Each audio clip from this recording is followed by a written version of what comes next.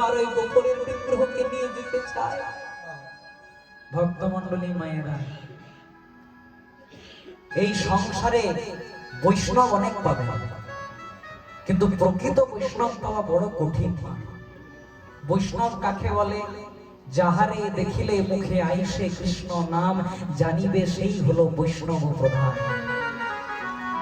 শুধু জাতিতে বৈষ্ণব হয় না, যার মুখে থাকে নিরন্তর কৃষ্ণ নাম, জানিবে সেই হলো বৈষ্ণব প্রধান। যারা প্রকৃত বৈষ্ণব হয়, যারা সাধু সন্ত মহাত্মা বৈষ্ণব হয়, তারা কোনোদিনও সবার বাড়িতে সেবা নেয় না। কেন বলুন তো? তার একটা বড় উদাহরণ কোথায় না, যেদিন দ্রৌপদীকে সবার মাঝে বস্ত্রহরণ করা হচ্ছিল, দ্রৌপদী যখন নিরুপায় হয়ে গেল, তখন প্রথমে কৃষ্ণের কাছে যাই নাই মা, প্রথমে গেছিল কার কাছে? প্রথমে গেছিল দাদু ভীষ্মের কাছে। সেখানে দ্রোণাচার্য, কৃপাচার্য, অনেক বড় বড় বীর বসেছিল, কিন্তু দ্রৌপদী কারো কাছে যাই নাই মা।